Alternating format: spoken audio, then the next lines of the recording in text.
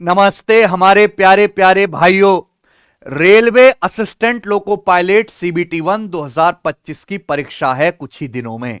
और हमने आपसे प्रॉमिस किया है कि मैं एएलपी वाले बच्चों को अपने इस चैनल पर 5 क्वालिटी लेवल के एग्जाम पेपर सॉल्व कराऊंगा। जैसा आपका पेपर आने वाला है बिल्कुल उसी पैटर्न के उसी लेवल के सवाल। मैं आपको गुप्त बात बता दूं कि रेलवे का कोई भी पेपर आप उठा के ले लीजिए, सब में एक जैसे सवाल आते हैं। सब एक ही कंपनी टीसीएस कराती है, सेम ही एग्जामिनर आपके पेपर बनाता है। और रेलवे के पास गिने चुने लिमिटेड ही सवाल हैं, वही बार बार दिए जाते हैं। तो और हमने रेलवे के इन सभी सवालों को बहुत अच्छी तरीके से पैटर्न पकड़ के रखा है। तो मुझे बहुत अच्छी समझ है और उसी अपने एक्सपीरियंस के बेसिस पे मैं ये 5 एग्जाम पेपर आप लोगों को कराऊंगा। आपके पेपर में गणित के 20 सवाल आएंगे। ये पहला एग्जाम पेपर है, ठीक है। अभी एग्जाम में दिन है, मैं पांचों कंप्लीट करा दूंगा। मैथ्स के 20 सेम सवाल ऐसे ही आएंगे और कुछ तो बिल्कुल ही डिट्टो आपको मिल जाएंगे पेपर में, जैसा मैं इन टेस्ट में करवाने वाला हूं। तो सभी मेरे प्यारे भाई इस चैनल को सब्सक्राइब कर लीजिए। बहुत ही प्यारे प्यारे सवाल और उनसे भी गजब सॉल्यूशन आपको मिलने वाले हैं, ठीक है बच्चों। हमने अपने टीचर से कह के रीजनिंग के टॉप 100 क्वेश्चंस का सॉल्यूशन भी, एएलपी के प्रीवियस रीजनिंग के जो बेस्ट 100 सवाल पूछे गए उसका सॉल्यूशन भी डलवा दिया है। बहुत जल्द एएलपी के साइंस के बेस्ट 100 क्वेश्चंस का भी वीडियो आने वाली है और साइंस के भी मॉक टेस्ट हमने यहां पे शुरू करा दिए, ठीक है। जैसे मैं मैथ का करवा रहा हूं वैसे ही हमारे हरीश सर साइंस का भी डेली मॉक टेस्ट करवा रहे हैं। तो आप बिल्कुल चैनल को फॉलो करके रखो। आप खुद से भी प्रीवियस ईयर के मॉक टेस्ट जरूर लगाइए मेरे भाई। और मॉक टेस्ट के लिए आपको कोई पैसा देने की जरूरत नहीं है। अगर आप हमारी एप्लीकेशन पे जाओगे टेस्ट रैंकिंग पे रेलवे वाले सेक्शन में, तो रेलवे एएलपी के प्रीवियस ईयर के 42 टेस्ट फ्री हैं। पिछली साल आपका 2024 में जब पेपर हुआ था मेरे प्यारे भाई, 15 शिफ्ट में पेपर हुआ था, 15 की 15 शिफ्ट हमने यहां पर फ्री डाल रखी है। एएलपी 2018 के भी कंप्लीट 27 शिफ्ट फ्री डाल रखे हैं, तो आप ये लगा सकते हो यहां से, ठीक है बच्चों। और ये तो मैं आपको बेस्ट क्वेश्चंस करवा ही रहा हूं। इसमें एएलपी के भी प्रीवियस ईयर क्वेश्चंस हैं और रेलवे के बाकी लेटेस्ट एग्जाम के भी प्रीवियस ईयर क्वेश्चंस शामिल हैं, ठीक है। चलिए शुरू करते हैं। कॉपी पेन लेके बैठो। पहला सवाल आपके सामने आता है बच्चों, ठीक है जी। आपको पता है कि भैया आपके पेपर में अर्थमेटिक और एडवांस दोनों ही मैथ पूछे आएंगे, तो मैंने दोनों के ही सवाल यहां पर लिए हैं जी। Two circular gears of radius 14 and 9 units are mounted so that their centers are 23 units apart. How many common tangents do they have? दो सर्कुलर गियर हैं जिनकी रेडियस 14 और 9 है, उनके सेंटर के बीच की दूरी 23 है। बताओ उनकी कितनी टेंजेंट खींची जा सकती हैं? तो भैया उनकी 3 टेंजेंट होंगी। देख भर के आप इस सवाल का आंसर बता सकते हो। भाई यहां पे दो सर्कल की रेडियस है 14 और 9। 14 प्लस 9 दोनों की रेडियस का सम सेंटर के बीच की दूरी के बराबर हो रहा है कि नहीं? 23। यहां पे दोनों सर्कल के सेंटर के बीच की डिस्टेंस दोनों सर्कल की रेडियस के सम के बराबर है। अगर ऐसा है तो आपको समझ जाना चाहिए कि मेरे प्यारे भाई यहां पे जो दोनों सर्कल होंगे वो ऐसे होंगे जो एक दूसरे को एक्सटर्नली टच करेंगे बाहर से। और 3 टेंजेंट होंगी मेरे प्यारे भाई। दो तो ये होगी डायरेक्ट कॉमन टेंजेंट, दो तो यही हो जाएंगे डायरेक्ट कॉमन टेंजेंट, और एक यहां टच कर रहे हैं ना मेरे प्यारे, एक टेंजेंट ये वाली हो जाएगी। 3 इनकी उभयनिष्ठ स्पर्श रेखाएं होंगी। बताइए क्लियर है? आप बोलोगे हां सर। और इस केस में दोनों सर्कल के सेंटर के बीच की जो दूरी होती है ये वाली, वो दोनों के रेडियस का सम होती है R1 प्लस R2। तो बहुत बेसिक सा सवाल था, पेन तक नहीं उठाना था, आसान ही आता है मेरे भाई। ये देखिए सवाल नंबर 2। एक राशि चक्रवृद्धि ब्याज के साथ 5 साल में दुगनी हो जाती है। इसी राशि को अपने मूल मूल्य से 32 गुना होने में कितने वर्ष लगेंगे? How many years will it take for the amount to grow to 32 times its original value? Original value का 32 गुना होने में कितने समय लगेगा? देखो कंपाउंड इंटरेस्ट पर कोई अमाउंट डबल हो जाता है 5 साल में। कंपाउंड इंटरेस्ट पर कोई अमाउंट डबल हो जाता है प्यारे दोस्तों 5 साल में। सवाल यह है कितने सालों में ये 32 गुना हो जाएगा? 32 का मतलब आप समझते, 2 की पावर 5, 2 दूनी 4 दूनी 8 दूनी 16 दूनी 32, 2 की पावर 5। आप बताओ दुगना होने में, 2 गुना होने में 5 साल लग रहे हैं, तो 2 की पावर 5, पावर 5 गुना होने में समय भी 5 का 5 गुना 25 साल लगेगा, बात खत्म। 25 years, option number A. Latest सवाल थे। आइए सवाल नंबर तीसरा, एएलपी सीबीटी 1 2024 का क्वेश्चन है ये। एक रोम्बस का पेरीमीटर 148 सेंटीमीटर है, इसका एक डायगोनल 70 सेंटीमीटर है। रोम्बस का एरिया क्या है? देखिए किसी भी रोम्बस का एरिया होता है 1/2 डायगोनल्स का प्रोडक्ट, 1/2 d1 d2। अब रोम्बस आप लोग समझते होंगे मेरे प्यारे भाई, ये एक ऐसा पैरेललोग्राम, एक ऐसा समांतर चतुर्भुज है जिसकी आमने सामने भुजाएं समांतर होंगी और चारों साइड बराबर होती हैं। अगर रोम्बस का पेरीमीटर 148 है, चारों साइड का सम 148 है, तो रोम्बस की ईच साइड क्या होगी? 148 को 4 से भाग देंगे, रोम्बस की ईच साइड की वैल्यू 37 सेंटीमीटर होगी। रोम्बस का एक डायगोनल 70 है। देखो अगर आपको ये सवाल सॉल्व करना है तो दूसरा डायगोनल निकालना पड़ेगा। रोम्बस के जो डायगोनल है ना, वो एक दूसरे को 90 डिग्री के एंगल पर बाइसेक्ट करते हैं, आधा आधा। अगर एक विकर्ण की लंबाई 70 है तो आधा आधा हो जाएगा 35-35। अब आप खुद सोचो प्यारे बच्चों कि ये एक राइट एंगल ट्रायंगल बन गया कि नहीं बन गया? 90 डिग्री के सामने 37 है, ये 35 तो कितना बचा? 12। 12 35 37 ट्रिपलेट है, ये भी कितना हो जाएगा? 12। यानी कि एक डायगोनल 70 है तो दूसरा डायगोनल आ गया 12 + 12 24 आ गया ना। तो इस रोम्बस का एरिया हो जाएगा 1/2 डायगोनल्स का प्रोडक्ट। एक विकर्ण तो 70 है, दूसरा कितना आ जाएगा? 24 आ जाएगा। क्लियर है? ये रोम्बस का एरिया आ गया सेंटीमीटर स्क्वायर में। ठीक है, 2 से 24 12 बार चला गया, 12 × 70 840 वर्ग सेंटीमीटर, डी ऑप्शन।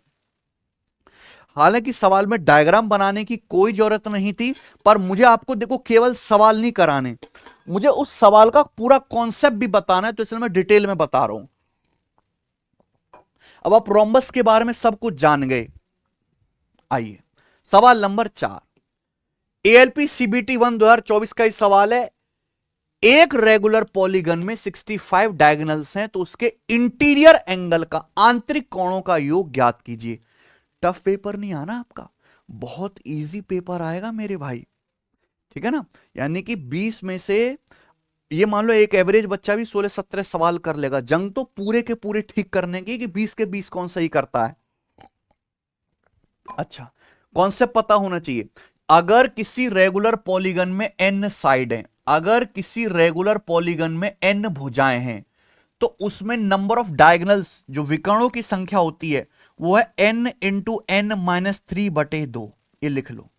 अगर किसी रेगुलर पॉलीगन में n साइड हैं, तो उसमें विकर्णों की संख्या, नंबर ऑफ डायगोनल्स जो होंगे, उसका फॉर्मूला है n × n - 3/2, और ये क्या है? 65।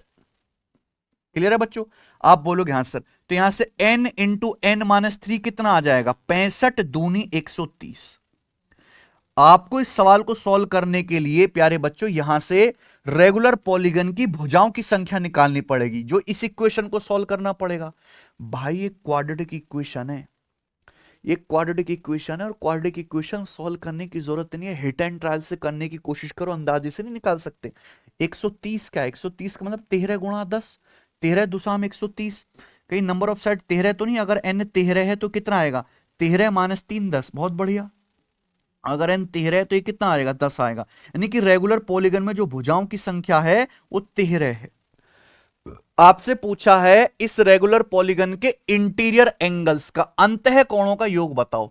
अगर किसी भी रेगुलर पॉलीगन में n साइड हैं, तो उसके इंटीरियर एंगल के सम का फॉर्मूला है n - 2 × 180 डिग्री। ठीक है ना प्यारे बच्चे? n - 2 × 180 degree. क्लियर है? यह फॉर्मूला है। तो मैं यहां केवल आपको सवाल नहीं बता रहा, उस सवाल में जितने भी कॉन्सेप्ट इस्तेमाल होंगे वो भी डिटेल में बताऊंगा। यहां पे अगर n साइड, कितनी साइड है? 13, तो 13 - 2 11, 11 × 180 डिग्री कितना आ जाएगा प्यारे भाई? यह आ जाएगा 1980 डिग्री। तो रेगुलर पॉलीगन के सभी अंतः कोणों का योग आ गया 1980 डिग्री। ऑप्शन नंबर यहां से बी वाला सही है। ठीक है, आसान सवाल है, कोई दिक्कत नहीं आई। आगे चलेंगे, सवाल नंबर है 5 आपके सामने। यह भी एएलपी सीबीटी 1 2024 का है, त्रिकोणमिति का। बनाओ।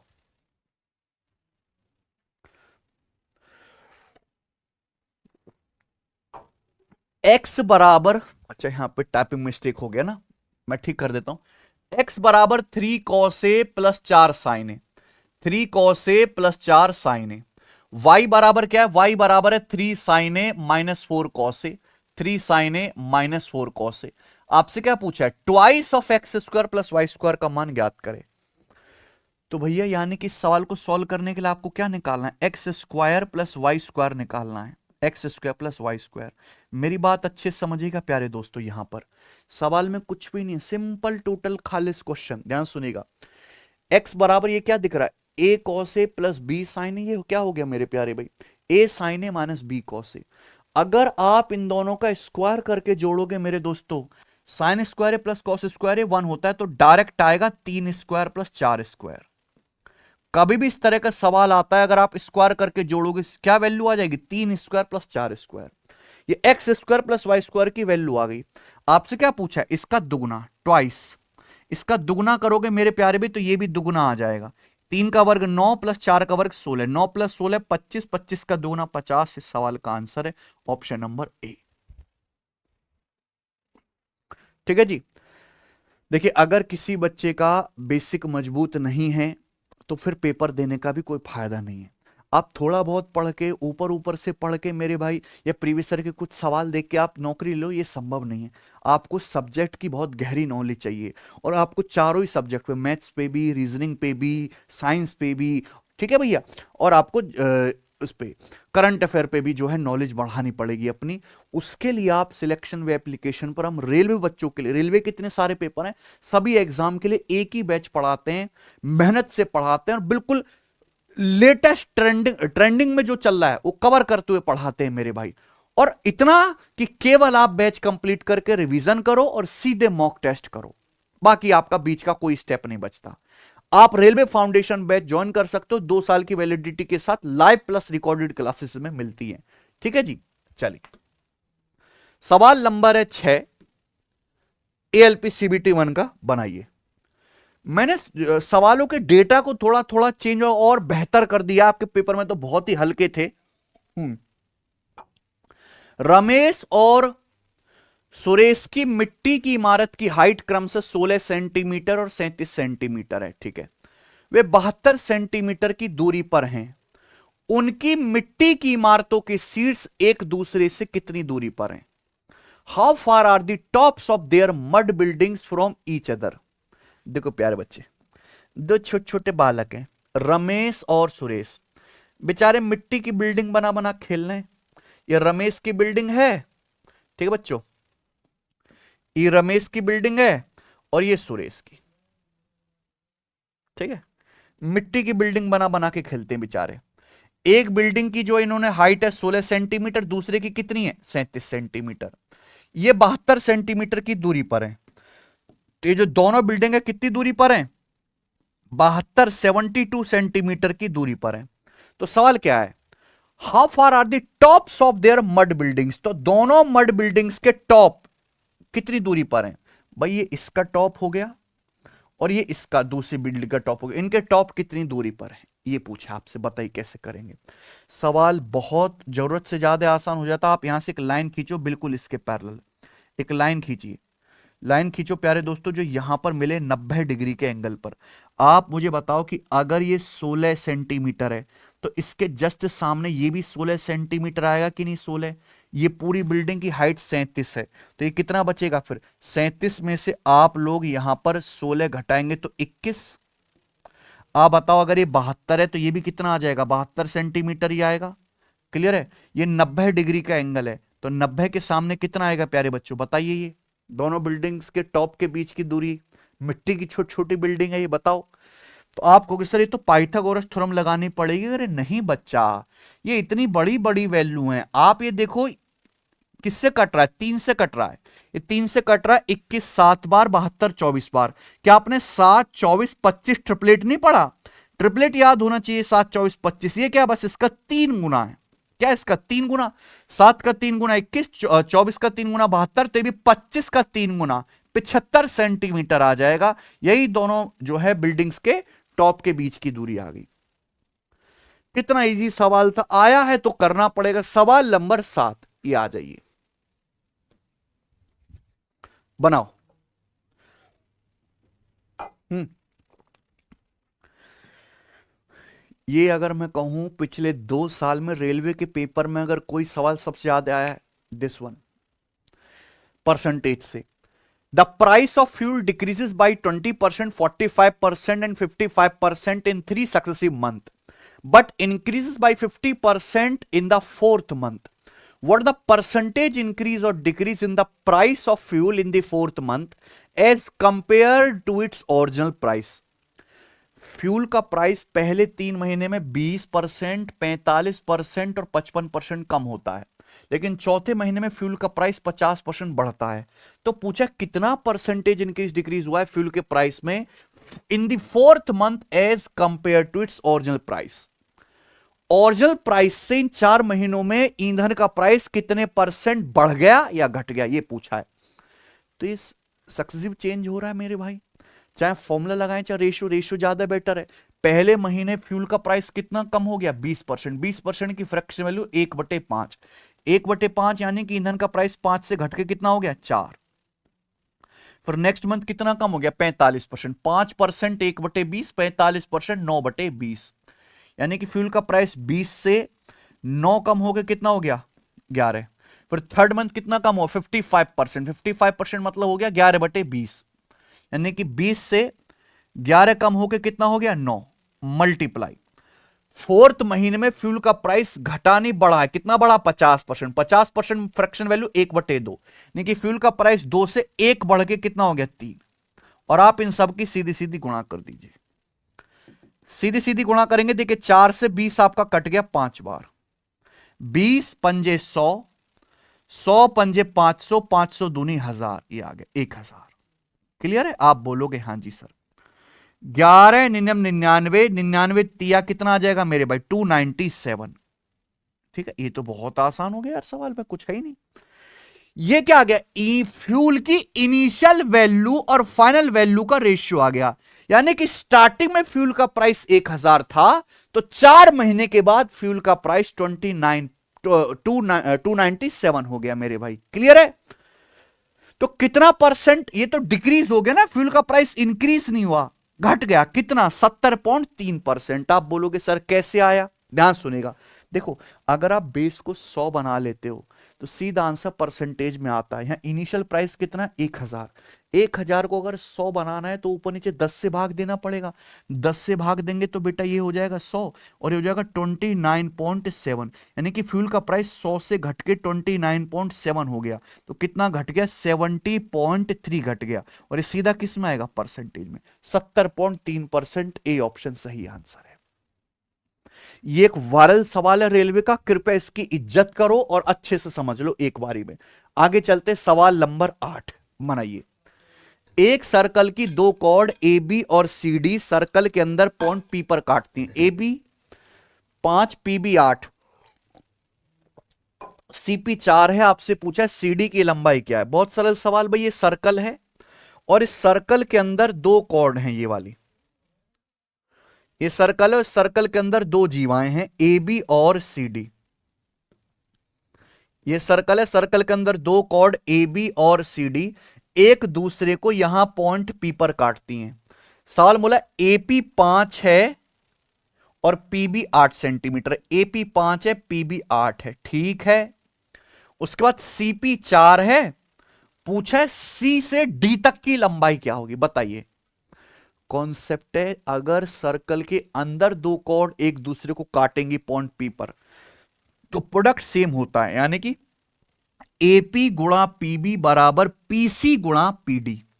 यानी कि अगर ये 5 है 8 है तो 5 8 40 बराबर 4 गुणा 10 40, ये पीडी 40 आ गया। 5 गुणा 8 बराबर 4 गुणा 10 40 हो गया। गुणा सेम करनी है। सीडी की लंबाई क्या आएगी, सीडी की लंबाई आ जाएगी 4 + 10 14 सेंटीमीटर। आंसर है बी ऑप्शन। आगे चलेंगे, बताएंगे। सवाल नंबर 9। यह सवाल एएलपी सीबीटी 2 के पेपर में आया था 2024 में, सीबीटी 2 में। ठीक है, ये खुन्नस मत करना, हम तो सीबीटी 1 के सवाल करेंगे पहले ना, दोनों करो। भवानी अपनी इनकम का 68% खर्च करती है। उसकी इनकम 15% बढ़ जाती है, खर्चा 10% बढ़ जाता है। तो पूछा how much is the increase in the percentage of saving, उसकी सेविंग्स में परसेंटेज वृद्धि कितनी हुई। देखिए सवाल डेविशन से भी कर सकते हो, डेटा बहुत आसान है, 100 मान के भी कर सकते हो, दोनों मेथड बढ़िया है। मैं 100 मान के बता देता हूं। सब बच्चों को पता है कि इनकम बराबर एक्सपेंडिचर प्लस सेविंग्स, आय बराबर खर्चा प्लस बचत। भवानी 68% खर्च करती है, यानी कि भवानी अगर 100 रुपए कमाती है तो 100 का 68%, 68 खर्च करती है, तो भवानी बचत कितनी करती है, 100 में से 68 घटाएंगे 32, यानी कि भवानी बेचारी 32 की बचत करती है। हुआ क्या, भवानी की इनकम 15% बढ़ जाती है। भवानी की इनकम है 100, 100 का 15%, 100 का 15% कितना होता है 15, इनकम 15 बढ़ गई। एक्सपेंडिचर 10% बढ़ जाता है, एक्सपेंडिचर है 68, 68 का 10% कितना होता है, 68 का 10% 6.8। खर्चा बढ़ के बाद में क्या हो गया इससे कोई मतलब नहीं, बस ये देखो खर्चा बढ़ा कितना, 68 का 10% 6.8। तो कोई मुझे बताएगा कि भवानी की बचत कितनी बढ़ जाएगी, सेविंग कितना बढ़ जाएगा। भाई इन दोनों को जोड़ के, इन दोनों को जोड़ के 15 आना चाहिए। भवानी की इनकम कितनी बढ़ी है 15, तो खर्चा प्लस बचत भी मिलके 15 बढ़ना चाहिए। खर्चा बढ़ा 6.8, तो 15 में से 6.8 घटा दो, 15 में से 6.8 घटा दो तो कितना आ जाएगा मेरे प्यारे भैया, आ जाएगा 8.2। यानी कि भवानी की बचत 8.2 बढ़ गई। भवानी की बचत पहले कितनी थी 32, भवानी की बचत कितनी बढ़ गई 8.2 बढ़ गई। इनिशियल बचत 32 थी, 8.2 बढ़ गई, जो कि 25% से हल्का सा ज्यादा आएगा। आप बोलोगे जब कैसे, मान लो अगर ऊपर 8 होता, अगर ऊपर 8 होता तो 8/32 आ जाता, 1/4 25%, लेकिन ऊपर 8.2 है तो ये 25% से हल्का ज्यादा आएगा। भाई 8/32 आएगा, 1/4 25%, लेकिन ऊपर बड़ी संख्या तो 25% से हल्का सा ज्यादा है। बी ऑप्शन, खत्म। ठीक है ना, आगे चलते सवाल नंबर 10। ट्राइंगल एबीसी में the coordinate of 3 vertices are, A B C के वर्टेक्स के कोऑर्डिनेट दे रखे हैं, तो आपसे पूछा find the coordinate of centroid. बहुत बढ़िया सवाल है। किसी त्रिभुज के 3 वर्टेक्स होते हैं, तीनों वर्टेक्स 3 शीर्षों के निर्देशांक दिए हुए हैं, उसका जो सेंट्रॉइड है, केंद्रक के कोऑर्डिनेट पूछे, तो भैया किसी भी ट्राइंगल के सेंट्रॉइड, सेंट्रॉइड को लिखते हैं जी से, सेंट्रॉइड के जो कोऑर्डिनेट निकलेंगे वो क्या एवरेज लेना। जैसे सेंट्रॉइड का आपको निकालना है एक्स कोऑर्डिनेट, तो भाई ये जोड़ लो, तीनों को जोड़ लो एक्स कोऑर्डिनेट को, 1 + 5 6, 6 और 1 7, 7/3 जोड़ के 3 से भाग कर दो। सेंट्रॉइड का वाई निर्देशांक कितना होगा, वाई वालों को जोड़ लो, 1 + 5 6, 6 और 9 15, तो आ जाएगा बेटा 15/3 यानी कि 5। तो सवाल का आंसर क्या आ जाएगा, A option, A option answer आ गया। 7/3 क्या आ जाएगा, 3 दूनी 6 2.33, 15/3 आ जाएगा 5, 2.33, 5। खत्म सवाल, आगे चलते हैं बच्चों। सवाल है स्टूडेंट आपके सामने यहां पर 11, बताइए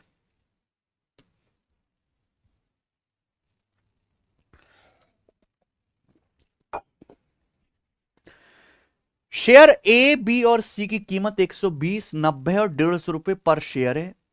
एक व्यापारी के पास शेयर ए के 10 शेयर, शेयर बी और सी के कुल 20 शेयर हैं।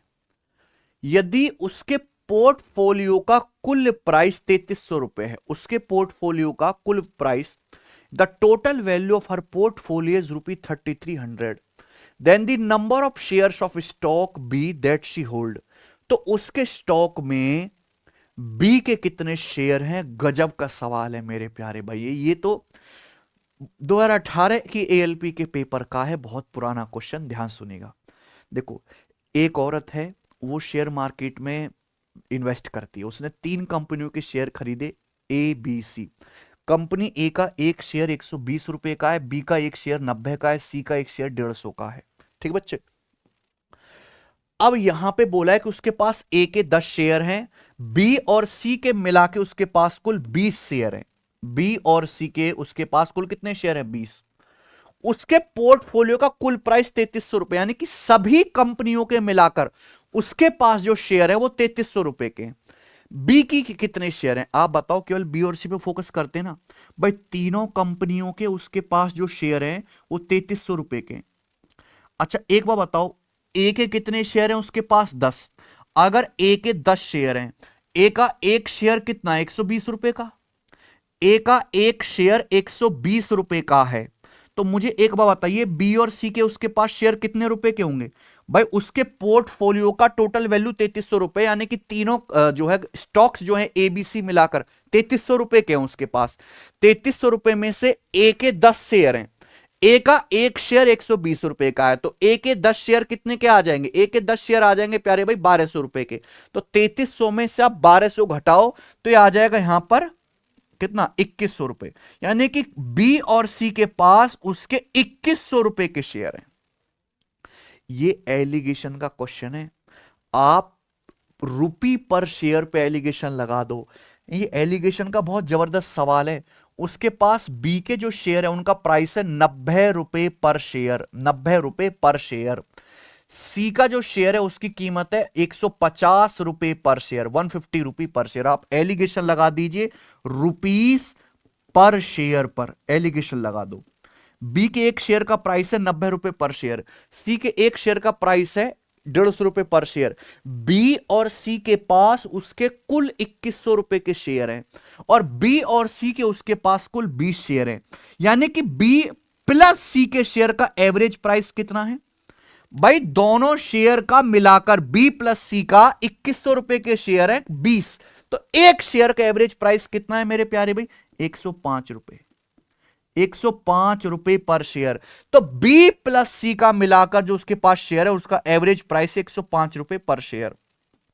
तो जब आप एलिगेशन लगाओगे सीधा रेशियो बेस वैल्यू का आता है, शेयरों की संख्या का रेशियो आ जाएगा।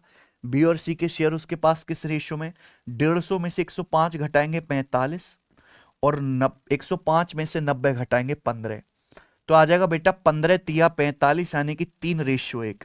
ये उसके पास शेयर्स की संख्या का रेशियो आ गया, यानी कि कंपनी बी और सी के जो स्टॉक बी और सी के शेयर हैं 3:1 के रेशियो में। टोटल शेयर कितने? 4। बी और सी के टोटल शेयर कितने उसके पास? 20, 5 गुना। तो आपसे पूछ रहा हूं बी के शेयर कितने हैं, तो बी के शेयर हैं 3 यूनिट की वैल्यू भी 5 गुना आ जाएगी 15। ऑप्शन नंबर बी करेक्ट है। गजब का सवाल बच्चों।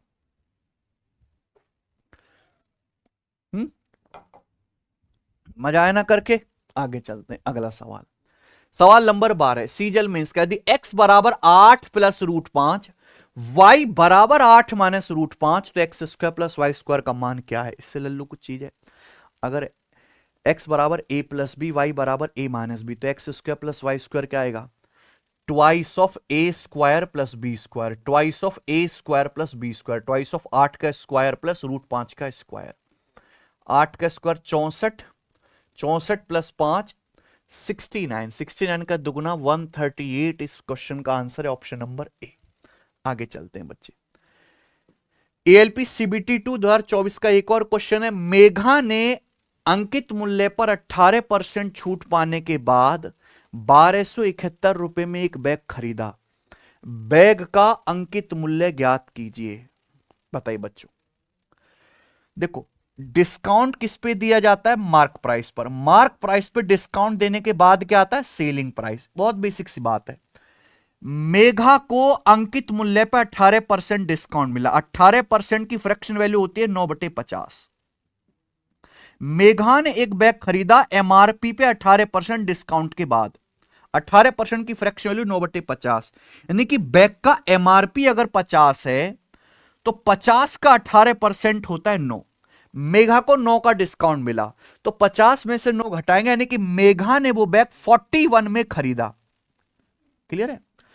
तो दुकानदार ने बेचा है। अगर बैग का एमआरपी 50 है, मार्केट प्राइस 50 है, तो दुकानदार ने मेघा को ये बैग 41 यूनिट में बेचा है। कितने में खरीदा मेघा ने? 1271 रुपए में। तो 41 की वैल्यू 1271 रुपए है। बताओ कितने गुना? 41 या 123, 4 41 कम 41, 31 गुना। तो बैग का मार्क प्राइस भी 31 गुना आ जाएगा मेरे भाई, अभी 1550 रुपए।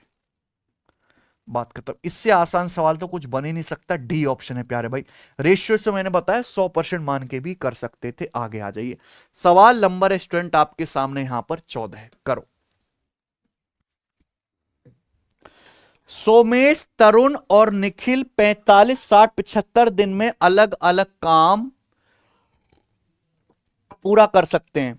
उन्होंने एक साथ काम शुरू किया, लेकिन निखिल ने काम शुरू होने के 5 दिन के बाद काम छोड़ दिया। सोमेश ने काम पूरा होने से 2 दिन पहले काम छोड़ दिया। ज्ञात करें कि काम कितने दिन में पूरा हुआ। ये ऑप्शन है। अच्छा सवाल है, टाइम एंड वर्क का, वर्ल्ड फेमस, अच्छे लेवल। ये भी पुराना एएलपी 2018 का सवाल है। ठीक है, हम लेटेस्ट सवालों पे ज्यादा फोकस कर रहे हैं, क्योंकि कंपनी अब बदल गई है, टीसीएस करा रही है ना। सोमेश, तरुण और निखिल।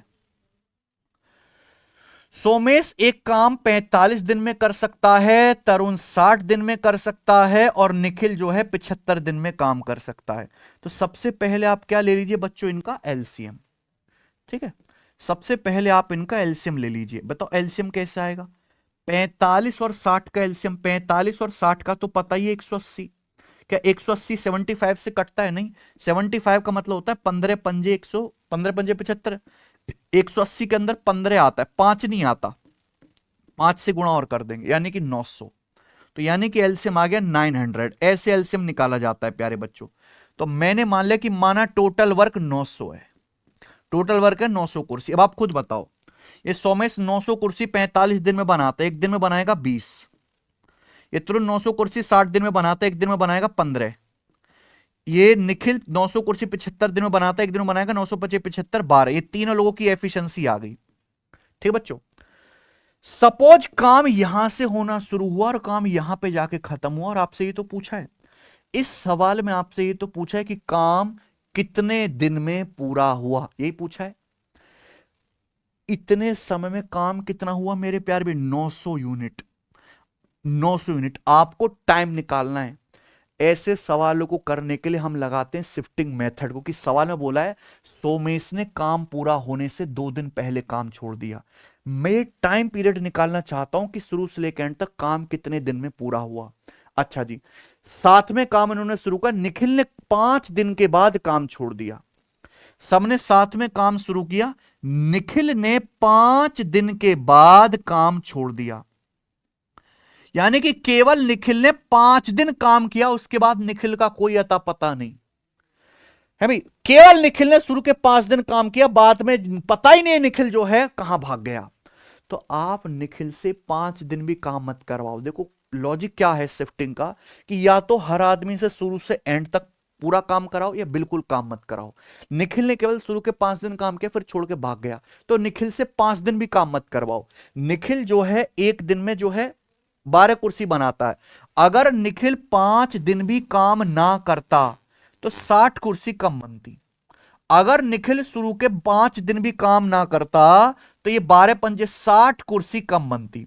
आप निखिल को पूरी पिक्चर से डिलीट कर दो कि निखिल नाम का कोई आदमी है भी, आप बोलोगे हां जी सर। उसके बाद सोमेश ने काम पूरा होने से 2 दिन पहले छोड़ दिया। काम पूरा होने ही वाला था कि सोमेश ने आखिर के 2 दिन काम नहीं किया।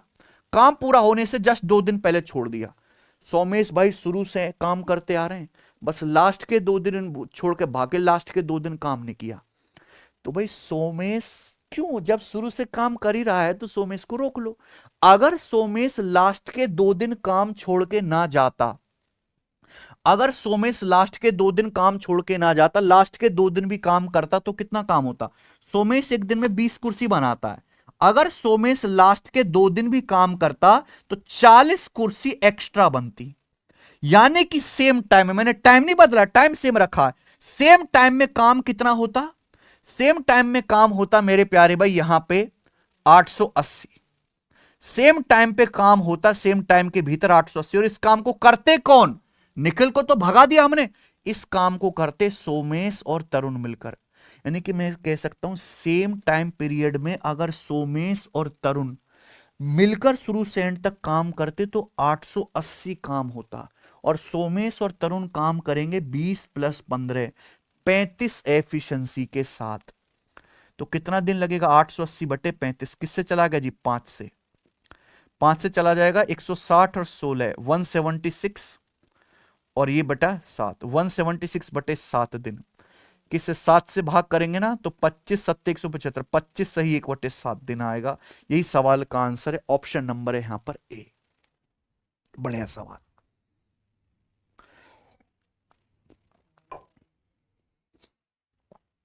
आगे चलते हैं।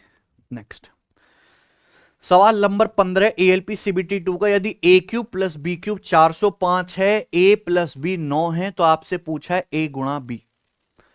देखो ये सवाल हिट एंड ट्रायल से भी हो सकता है, पर यहां पे हमें कुछ दिख नहीं रहा हिट एंड ट्रायल करता हुआ ना, 7-2 पे भी सेट नहीं हो रहा।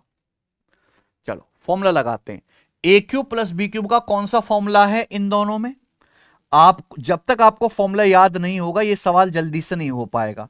ए क्यूब प्लस बी क्यूब का फॉर्मूला है प्यारे बच्चों, ए क्यूब प्लस बी क्यूब बराबर ए प्लस बी, ए क्यूब प्लस बी क्यूब बराबर ए प्लस बी इंटू ए प्लस बी का होल स्क्वायर माइनस 3ab। ए क्यूब प्लस बी क्यूब का फॉर्मूला है ए प्लस बी इंटू ए plus B का होल स्क्वायर माइनस 3ab। ए cube plus B cube कितना है? 405। तो ए cube plus B cube 405 बराबर ए plus B 9 into ए plus B 9 का square 81, ए plus B 9 का square 81 minus 3ab। आप बोलोगे हाँ जी सर, ये देखिए 9 से काटेंगे, 9 चौक 36, 4 9 पंजे 45, ये माइनस 3ab लेफ्ट साइड में आएगा। 3ab बराबर 81 में से 45 घटाओ, 81 में से 45 घटाएंगे तो कितना आ जाएगा मेरे प्यारे भाई? 36। तो ए बी कितना आएगा? 36/3 12। ठीक है भैया, सी ऑप्शन करेक्ट है।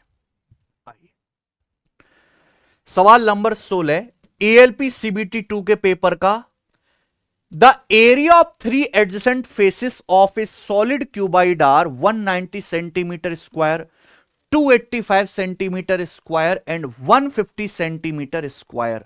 What is the volume of the cuboid? Cuboid का वॉल्यूम क्या है? भाई साहब कई शिफ्टों में सवाल आया था, ये वाला आपको बता देते हैं पूरा का पूरा कॉन्सेप्ट। मान लीजिए कि ये क्यूबॉइड है, घना दिख रहा है आपको, ये क्यूबॉइड आपको दिख रहा है, इसका कोई भी कोना पकड़ लो, ये कोना पकड़ ले, तो इस कोने पे 3 आयत मिलते हैं, सामने वाला, बराबर वाला, नीचे वाला। इन्हीं को बोलते हैं एडजेसेंट फेसेस, संयुग्मी फलक। ये तीनों रेक्टेंगल होते हैं। तो यहां पे क्यूबॉइड के 3 एडजेसेंट फेसेस का एरिया दिया है, क्यूबॉइड का वॉल्यूम पूछा है, तो इसका डायरेक्ट फॉर्मूला होता है कि अगर किसी क्यूबॉइड के 3 एडजेसेंट फेसेस का एरिया XYZ है तो उसका वॉल्यूम बराबर होगा √XYZ। 3 संयुग्मी फलकों का एडजेसेंट फेसेस का एरिया दिया है तो वॉल्यूम क्या आएगा? इन तीनों की गुणा करके अंडर लेंगे, √XYZ, √190 गुणा 285 गुणा 150, ये आ जाएगा। ठीक है प्यारे बच्चों, क्लियर है? देखो पूरा तो सॉल्व करने की जरूरत नहीं, इतने मूर्ख है ऑप्शन एग्जामिनर ने बनाए थे, 0 आएगा। देखो सवाल का आंसर एग्जैक्ट है, कोई अप्रोक्स में तो है नहीं। जब आप देखोगे मेरे भाई इनकी गुणा करोगे तो 0 गुणा 0 यहां पे 100 आ रहा है ना, तो अंडर लेने पर एंड में 10 आएगा जरूर, वो एक ही ऑप्शन में, बाकी में तो एंड में 6। बात खत्म, आगे चलते हैं। सवाल नंबर है 17, the average of first 519 even natural number. बताइए पहली 519 प्राकृतिक सम संख्याओं का औसत क्या है? बताओ भाई, मैं आपके सामने कॉन्सेप्ट लिख देता हूं, बिल्कुल आत्मा में बिठा लीजिए, आना ही आना है। Average of first N, average of first N even natural numbers, average of first N even natural numbers equal to क्या आ जाएगा मेरे दोस्तों? यहां पर n+1।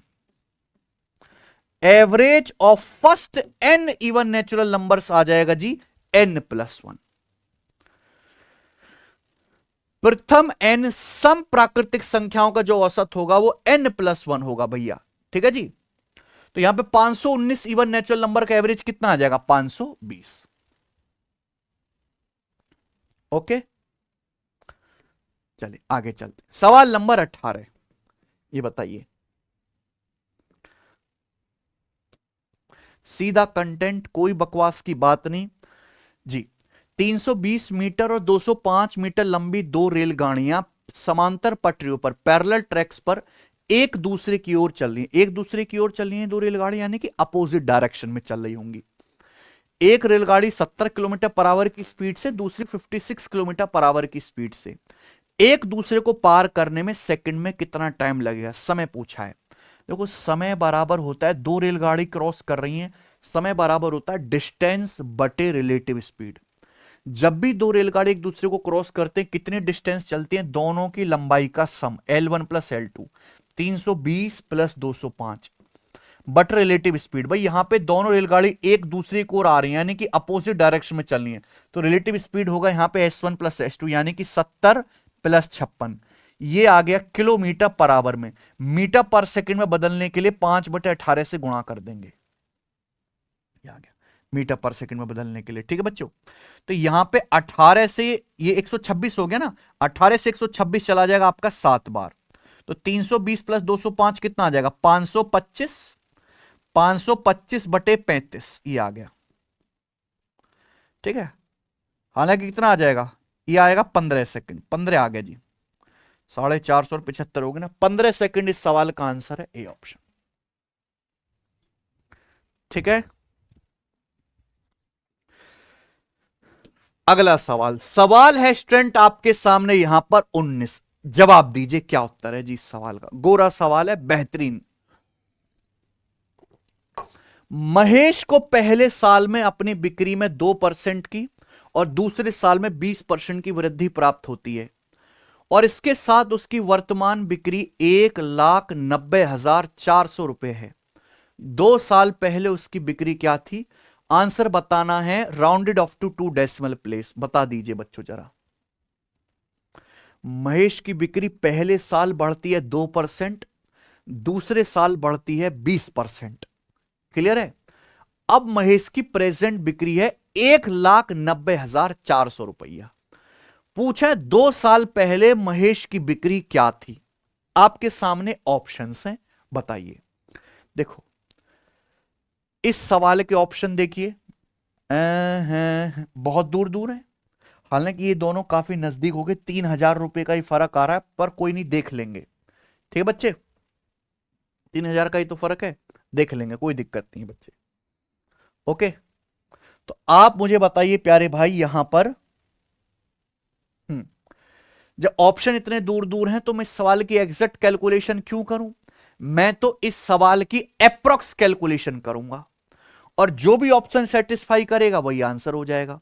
बताओ महेश की बिक्री पहले साल कितनी बढ़ी 2%, सेकेंड ईयर में बढ़ी 20%, तो महेश की बिक्री 2 साल में कितनी बढ़ गई, 2 और 20 का सक्सेसिव। 2 साल में महेश की बिक्री कितनी बढ़ गई, 2 और 20 का सक्सेसिव, 2 प्लस 20 प्लस 2 गुणा 20/100। बोलो बात सही है। तो 20 और 2 22 और ये 40/100.4, यानी कि 22.4% बढ़ गई महेश की बिक्री 2 साल में। कोई दिक्कत। तो आपको यहां पे दिया है प्रेजेंट में बिक्री 1,90,400 रुपए, 2 साल पहले बिक्री क्या थी। महेश की 2 साल पहले बिक्री क्या थी, आई डोंट नो, लेकिन इन 2 साल में महेश की बिक्री बढ़ी कितनी है, 22.4% बढ़ी, और 22.4% बढ़ने के बाद प्रेजेंट में 1,90,400 रुपए। तो सवाल यही पूछ रहा है कि महेश की इनिशियल बिक्री कितनी थी, शुरुआत में बिक्री कितनी थी, बताइए। देखो बच्चों, आंसर ऐसा ऑप्शन होगा जिसका 22% बढ़ाने पर लगभग ही आ जाए। आंसर ऐसा ऑप्शन होगा जिसको लगभग 22% बढ़ाने के बाद ये आ जाए। ऐसा ही तो होगा, आप बोलोगे हां जी सर ऐसा ही होगा। अब बताओ, ये ऑप्शन नहीं हो सकता, क्योंकि अगर आप इसको 22 क्या 10% ही बढ़ाओगे मेरे भाई, 1,90,000 से बड़ा चला जाएगा, 1,35,000। 1,35,000 का 20% भी माने तो 27,000, 27,000 भी अगर आप जोड़ोगे तो 1,90,000 नहीं जाएगा, यानी कि आंसर या तो बी ऑप्शन है या सी ऑप्शन है। गंदा आदमी भाई, इन दोनों में से होगा। अगर भैया मैं ये ऑप्शन मानता हूं 1,55,000, इसका 20% कितना आएगा, 1,55,000 का 20% आएगा लगभग 31,000। 20% होता है ना 1/5, इसका 20% आएगा 31,000। इसका 2% आएगा मेरे प्यारे, 20% आ गया ना, 2% आएगा 3,100। ठीक है जी। अगर मैं इसको जोड़ता हूं तो कितना आ जाएगा मेरे भाई, ये 1,55,000 प्लस 31,000, यह आ जाएगा 18, 1,86,000 और 3,100। बहुत बढ़िया, 5 और 1 6 और 5 3 8, 186 और 3,100 अगर आप जोड़ोगे मेरे प्यारे भाई, ठीक है, तो 186 और 3100, हाँ बिल्कुल इसके करीब आ गया, यानी कि इस सवाल का आंसर आना चाहिए ऑप्शन नंबर सी। बिल्कुल इसके करीब में पहुंच गए, यही सवाल का आंसर होना चाहिए। ठीक है, क्योंकि अभी 0.4% भी तो बढ़ाना है यहां पे, आप 0.4% बढ़ाओगे। ठीक बच्चों, और ये 1,55,555 है, तो 555 का और बढ़ाओगे मेरे प्यारे भाई 20% के आसपास 100 रुपए, तो 1,90,000 पहुंच जाएगा। तो यही ऑप्शन इसका आंसर होना चाहिए। तो रेशियो मेथड लगाने से बढ़िया कि आप इसकी अप्रोक्स कैलकुलेशन कर दो। हालांकि बहुत से सवाल ऐसे आते हैं, यहां तो फिर भी बहुत क्लोज ऑप्शन है जिनमें आपको बिल्कुल मेहनत नहीं करनी पड़ती, ऐसी हो जाते हैं। आगे चलते सवाल नंबर 20। देखो भाई साहब, मेरे अंदर से हमेशा आवाज आती है कि इस कॉन्सेप्ट पे बिल्कुल 100% आपके पेपर में सवाल आएगा, इंपेरिकल फॉर्मूला स्टैटिक्स का। बोला है किसी डेटा का मोड और मीडियन 26.7 और 71 है, तो आपसे पूछा इस डेटा का मीन क्या है। इंपेरिकल फॉर्मूला से बताना है, फॉर्मूला आपको याद होना चाहिए, मोड बराबर thrice of median minus twice of mean. Mode बराबर thrice of median minus twice of mean, ये फॉर्मूला है। मोड बराबर thrice of median minus twice of mean. तो एक डेटा सेट का मोड कितना है, 26.7 है ना, बराबर मीडियन कितना है 71, माध्यिका 71 है, तो 71 का 3 गुना 213 आ गया, माइनस ट्वाइस ऑफ मीन। तो 2 गुणा क्वेश्चन मार्क कितना आएगा, 213 में से आप लोग 26.7 घटा लो, तो 213 में से आप पहले 13 घटाइए 200, फिर 13 घटाइए 187, फिर 0.7 घटाओ, तो आ जाएगा भैया 186.3। तो क्वेश्चन मार्क आ जाएगा 2 नाम 18, 2 तिया 6, 93.15। तो कौन सा ऑप्शन है, ऑप्शन नंबर बी है अप्रोक्स, ये आ जाएगा। ठीक है जी,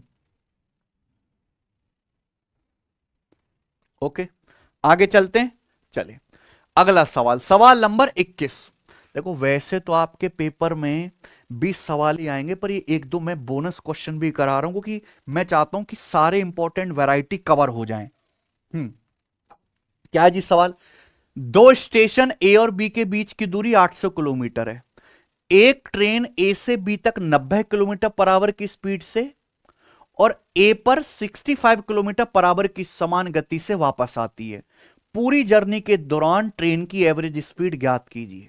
देखो भैया, दो स्टेशन हैं ए और बी, उनके बीच की दूरी दी है 800 किलोमीटर, हालांकि इसकी कोई जरूरत नहीं है।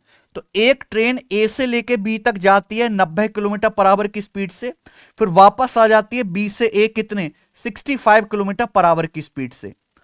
पूरी जर्नी की एवरेज स्पीड बताओ। देखो पूरी जर्नी की जो भी एवरेज स्पीड आएगी वो इनके अर्थमेटिक मीन से कम आएगी।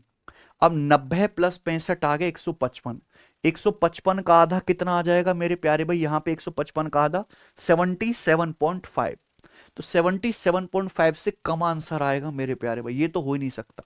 और हल्का कम आना चाहिए दोस्तों, ये वाला ठीक होना चाहिए हमारे हिसाब से। ठीक है, बाकी आप सेम डिस्टेंस जाते हो फिर उतनी ही डिस्टेंस वापस आते हो, तो ऐसे सवालों में जो एवरेज स्पीड का कॉन्सेप्ट है, एवरेज स्पीड, वो आपको पता होनी चाहिए।